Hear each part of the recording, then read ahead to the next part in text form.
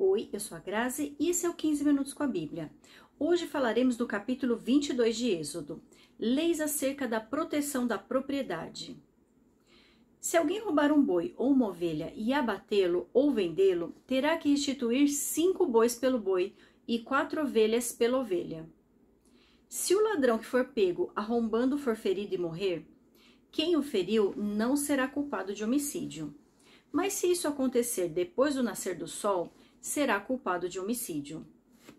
O ladrão terá que restituir o que roubou, mas se não tiver nada, será vendido para pagar o roubo.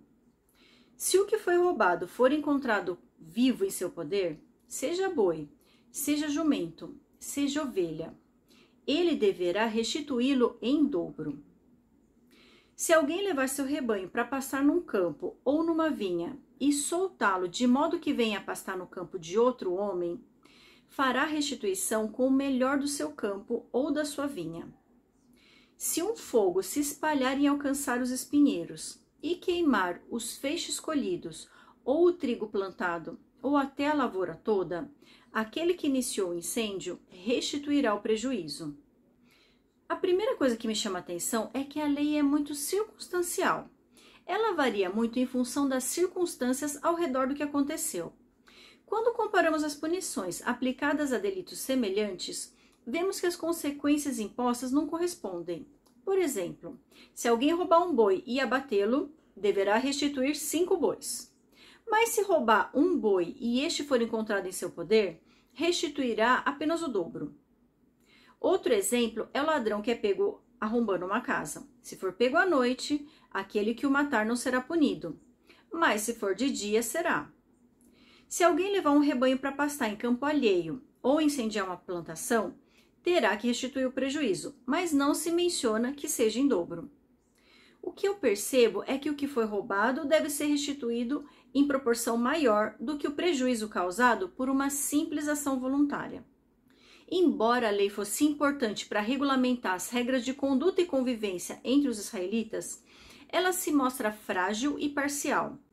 Ela depende de variáveis que nem sempre podem ser apuradas com precisão, para que possam ser aplicadas. Veremos mais claramente isso nos próximos exemplos. Versículo 7. Se alguém entregar seu próximo prata ou bens para serem guardados, e estes forem roubados da casa deste, o ladrão, se for encontrado, terá que restituí-los em dobro. Mas se o ladrão não for encontrado, o dono da casa terá que comparecer perante os juízes, para que se determine se ele não lançou mão dos bens do outro. Sempre que alguém se apossar de boi, jumento, ovelha, roupa ou qualquer outro bem perdido, mas alguém disser, isso me pertence, as duas partes envolvidas levarão o caso aos juízes. Aquele a quem os juízes declararem culpado, restituirá o dobro a seu próximo. Se alguém der ao seu próximo seu jumento, ou boi, ou ovelha, ou qualquer outro animal para ser guardado, e o animal morrer, for ferido ou for levado, sem que ninguém o veja, a questão entre eles será resolvida prestando-se um juramento diante do Senhor, de que um não lançou mão da propriedade do outro. O dono terá que aceitar isso e nenhuma restituição será exigida. Mas se o animal tiver sido roubado do seu próximo, este terá que fazer restituição ao dono. Se tiver sido despedaçado por um animal selvagem, ele trará como prova o que restou dele e não terá que fazer restituição. Se alguém pedir emprestado ao seu próximo um animal e este for ferido ou morrer na ausência do dono, terá que fazer restituição. Mas se o dono estiver presente, o que tomou emprestado não terá que restituí-lo. Se o animal tiver sido alugado, o preço do aluguel cobrirá a perda. No caso daquele que entrega um bem para ser guardado ou de um bem perdido que é encontrado, os envolvidos devem se apresentar aos juízes para que declarem quem é o culpado. Mas fico me questionando, como os juízes poderiam julgar essas causas? Seria a palavra de um contra a palavra do outro. Como ter certeza de que o bem não foi escondido em vez de roubado? Ou como saber se o objeto encontrado realmente pertence àquela pessoa que o clamou? Sabe o que eu aprendo aqui? que a justiça aplicada pelos homens é falha e limitada, pois depende de circunstâncias.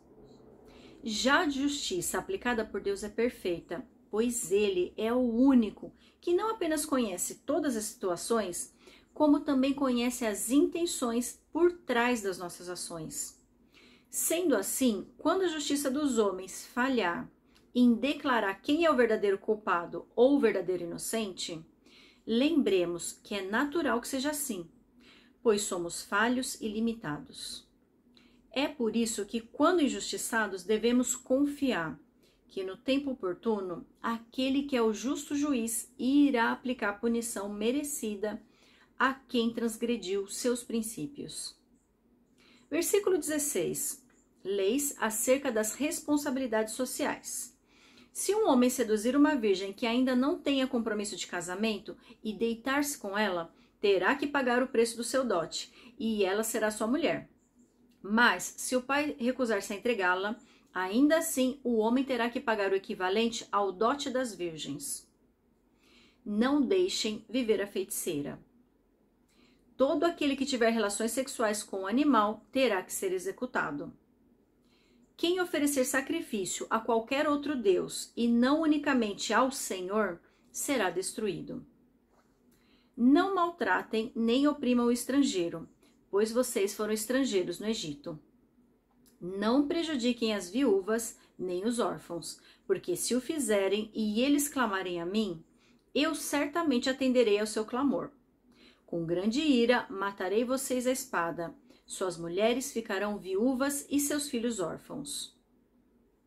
Aqui vemos uma série de leis que visavam regulamentar a convivência dos israelitas, de forma moral e temente a Deus. Para começar, fala da responsabilidade do homem em relação à mulher, em restituir o dote pela virgindade dela, mesmo que o pai não a desse em casamento. Demonstra a repulsa do Senhor sobre manter relações com animais, que é considerada abominação. E menciona a adoração ao Deus único e a intolerância à feitiçaria. Fala também do cuidado com o estrangeiro, órfão e viúva, que são protegidos por Deus. Versículo 25. Se fizerem empréstimo a alguém do meu povo, a algum necessitado que vive entre vocês, não cobrem juros dele. Não emprestem visando a lucro. Se tomarem como garantia o manto do seu próximo, devolvam-no até o pôr do sol, porque o manto é a única coberta que ele possui para o corpo. Em que mais se deitaria? Quando ele clamar a mim, eu o ouvirei, pois sou misericordioso. Não blasfemem contra Deus, nem amaldiçoem uma autoridade do seu povo. Não retenham as ofertas de suas colheitas.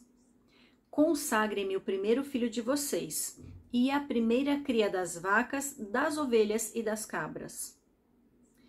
Durante 7 dias a cria ficará com a mãe, mas no 8º dia entreguem-na a mim. Vocês serão o meu povo santo. Não comam a carne de nenhum animal despedaçado por feras no campo. Joguem-na aos cães. Aqui, o Senhor declara sua discordância em se obter lucro mediante o empréstimo a um necessitado, assim como a retenção de garantia, pois é tudo o que ele tem para se manter. O Senhor também orienta a não blasfemar contra ele e a respeitar as autoridades do povo. Os israelitas não deveriam reter as ofertas das colheitas e deveriam consagrar seus primogênitos, como foi estabelecido ao deixarem o Egito, tanto os filhos como as primeiras crias do rebanho. O povo deveria obedecer essas leis para que fossem o seu povo santo. Mais do que se apegar a cada uma das ordenanças, o mais importante ao estudá-las é entender o princípio norteador de caráter que está por trás de todas elas, a obediência.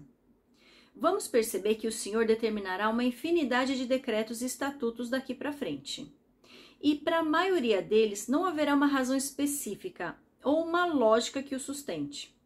Contudo, com essas leis, o Senhor estava preparando o povo para ter uma obediência que não dependesse de compreensão, apenas de aceitação. Costumo dizer que a obediência não exige entendimento, ela só precisa de cumprimento. E o que eu quero dizer com isso? Ao nos relacionarmos com Deus, muitas vezes seremos levados a fazer renúncias, retroceder.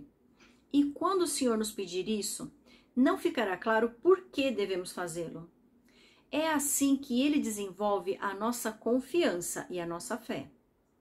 Na nossa caminhada com Deus, precisamos aprender que nem tudo fará sentido a princípio, mas que no momento oportuno, o Senhor nos permitirá compreender que tudo pelo que passamos era necessário para o nosso próprio bem. Continuaremos no capítulo 23.